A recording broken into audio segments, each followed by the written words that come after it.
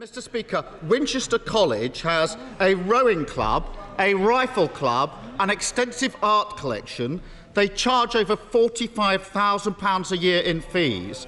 Why did he hand them nearly £6 million of taxpayers' money this year in what his Levelling Up Secretary calls egregious state support? Mr. Speaker, whenever he attacks me about where I went to school, he is attacking the hard-working aspiration of millions of people in this country. He's attacking people like my parents, Mr. Speaker. This is a country that believes in opportunity, not resentment. He doesn't understand that, and that's why he's not fit to lead.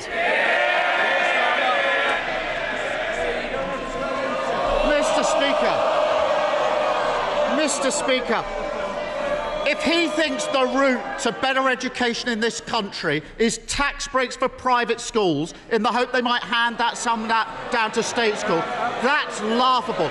Trickle-down education is nonsense. He talks about his record. It's simple. He can carry on being pushed around by the lobbyists, giving away £1.7 billion to private schools every year, or we can put that money to good use. In the Tory scandal, he talks about his record. Hundreds of thousands of children leaving school without the qualifications that they need. I've made my choice. What's his? Prime Minister. Mr. Speaker, we're improving school standards for every pupil in this country.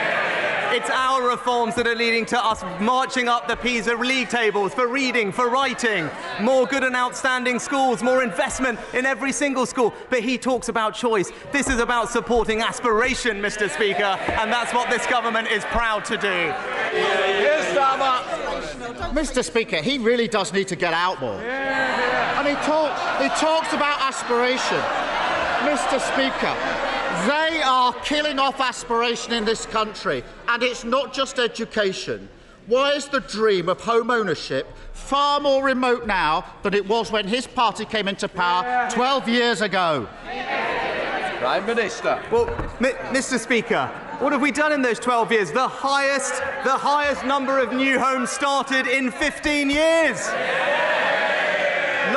Largest number of first-time buyers in 20 years. He talked about 10 years ago. What do we inherit? The lowest level of house building in a century. Mr. Speaker, would you believe it? Mr. Speaker, the simple fact is this. Every year, the age at which people can buy their first home goes up. I've heard he's having a relaunch. Apparently, it's called Operation Get Tough. So how tough is he going to get with his backbenchers who are blocking the new homes this country so badly needs? He talks about toughness, Mr. Speaker. He's too weak to stop dozens of his own MPs joining the picket lines. So what, if he wants to support those hard-working families and show some leadership, why doesn't he confirm right now that no Labour MPs are going to join those picket lines? Keir Starmer. Mr. Speaker, whichever way you slice it, it's always the same.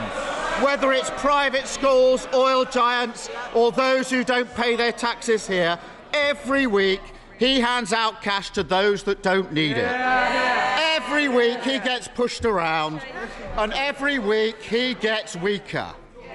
But I can help him with this one. He doesn't need to do another grubby deal.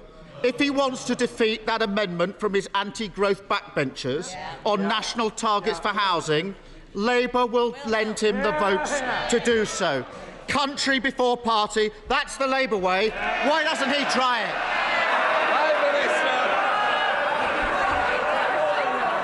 Mr. Speaker, I think we did hear too weak to confirm no one on the picket line.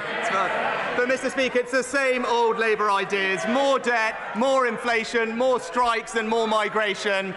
He tells his party what they want to hear. I'll take the difficult decisions for this country, and that's the choice, Mr. Speaker. It's the politics of yesterday with him, or the future of the country with me.